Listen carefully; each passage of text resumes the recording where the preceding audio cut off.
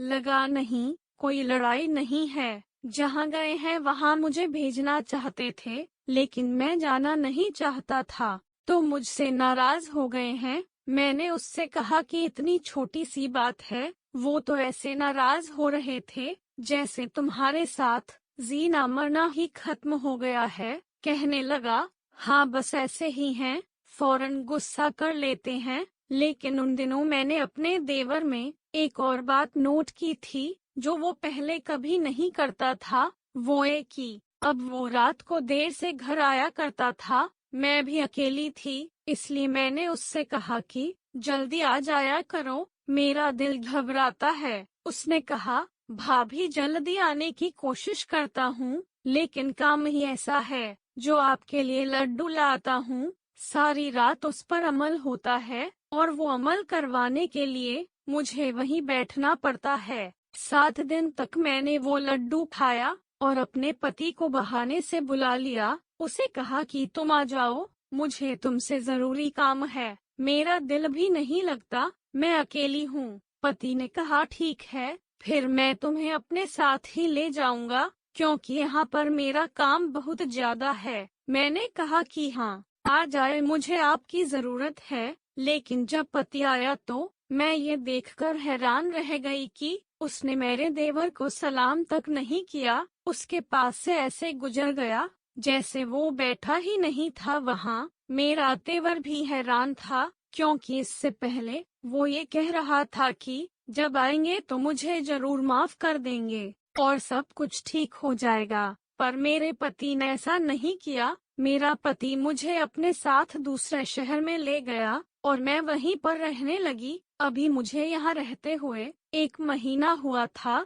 कि पता चला कि मैं पेट से हूँ। ये खबर मेरे लिए ऐसी थी जैसे मरते हुए इंसान को जिंदगी मिल जाए। शादी के 10 साल बाद इस तरह की खबर मिलना कोई छोटी बात नहीं थी। मैं बहुत ज्यादा खुश हो गई। मैंने अपने पति को लड्डू वाली बात तो ना बताई, लेकिन अपने देवर को यह बात जरूर बताना चाहती थी। मैंने कहा कि जब तक बच्चा पैदा नहीं होता हम उसी शहर में रहेंगे। मेरा पति भी बहुत ज्यादा खुश था। जब अपने देवर को कॉल की, नंबर मिलाया तो उसका नंबर बंद जा रहा था। मैंने घर के नंबर पर कॉल की तो नौकर ने नंबर उठाया और कहा कि छोटे साहब घर पे नहीं है और उनका फोन गुम हो गया है। मैं अपने देवर को ये बात बता ना सकी, लेकिन मैंने उसके लिए मैसेज जरूर छोड़ दिया कि वो कभी ना कभी देख लेगा। मेरे पति ने कहा कि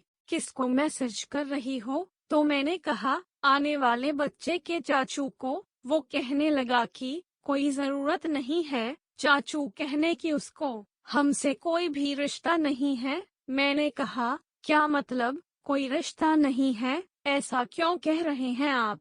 मेरे पति ने कहा कि उसने कारोबार में बहुत बड़ा नुकसान किया है, इसलिए मैंने उससे सारे रिश्ते खत्म कर दिए हैं। उसे उसका हिस्सा दे दिया है और अब वह अपने हिस्से पर ही जिंदा रहेगा। हम उसके साथ कोई रिश्ता नहीं रखेंगे। मैंने कहा कि आपकी अम्मी अब्बू ने मरने से पहले उसकी जिम्मेदारी आपको दी थी और आप उसे उसके हाल पर छोड़ दिया। तो मेरे पति ने कहा कि वह धोखेबाज है, चोर है और मैं ऐसे शख्स के साथ कोई रिश्ता नहीं रखना चाहता। मैंने अपने पति को इतना जरूर कहा कि वह गलत कर रहे हैं, लेकिन मेरे पति ने कहा कि मेरे मामले में तुम्हें बोलने की जरूरत नहीं है। तुम बीवी हो, तुम्हारा काम घर चलाना है और अल्लाह ने तुम्हें औलाद दे दी है। अपना दिल अब औलाद में लगाओ। घर और भाई के मामलात मैं देख लूंगा। ये मेरा भाई था, तुम्हारा भाई नहीं। अगर तुम्हारा भाई होता तो फिर तुम बोल सकती थी। मैंने कहा कि मेरे लिए भी वो भाइयों की तरह ही था। मैं अपने पति को क्या बताती कि हमें मिलने वाली जिंदगी की सबसे बड़ी खुशी उसी की वजह से हमें मिल रही थी। लेकिन मेरे देवर ने मुझे ये सब बताने से मना किया था, इसलिए मैं चुप रही। सच कहूँ तो उसके बाद मुझे वक्त ही ना मिला कि मैं अपने देवर को कॉल करूं या उससे कोई बात करूं। एक तो मेरा पति इस बात से मना करता था और दूसरी बात ये थी कि मैं अपने आने वाले बच्चे की शॉपिंग और खुशियों में इतनी मसरूफ हो गई कि किसी के बारे में सोचा ही नहीं। फिर अल्लाह ने मुझे एक प्यारा सा बेटा दिया, जिसको पाकर मैं बहुत ज्यादा खुश थी। दिन रात सजदे करती। बेटा 2 महीने का था तो अपने पति को कहा कि हम वापस घर जाएंगे, क्योंकि मैं आपके साथ और इस बच्चे के साथ इस फ्लैट में नहीं रह सकती। हमें घर में रहने की जरूरत है। मेरे पति ने कहा कि वो घर अभी भी मेरा ही है, बिल्कुल हम वहाँ पर जाएंगे, और अगर मेरा भाई वहाँ पर आया तो मैं उसको इतने पैसे दे दूंगा जितना कि उसका उस घर में हिस्सा है। मैंने कहा जो भी करें, पर मुझे घर जाना है। दरअसल मैं अपने बच्चे को घर ले जाना चाहती थी कि मैं अपने देवर से मिलवा सकूं और उसे बता सकूं कि वो प्यारे से बच्चे का चाचू बन गया है। हमें बताया गया था कि घर बंद है और मेरा देवर नहीं रहता, लेकिन जब मैं घर में दाखिल हुई तो महसूस हो रहा था कि यहाँ पर कोई रह रहा है, जैसे इस घर में कोई औरत रह रही थी। और वो इसलिए कि मुझे पता चल गया कि घर की हर चीज किसी औरत के इस्तेमाल में थी। ऐसा लग रहा था, लेकिन वो औरत कौन हो सकती थी, इसलिए मैंने इस बात पर ध्यान नहीं दिया। मेरा देवर वहाँ पर आ गया। मैंने बच्चा उसकी तरफ बढ़ाया और कहा कि देखो, ये तुम्हारा भतीजा है।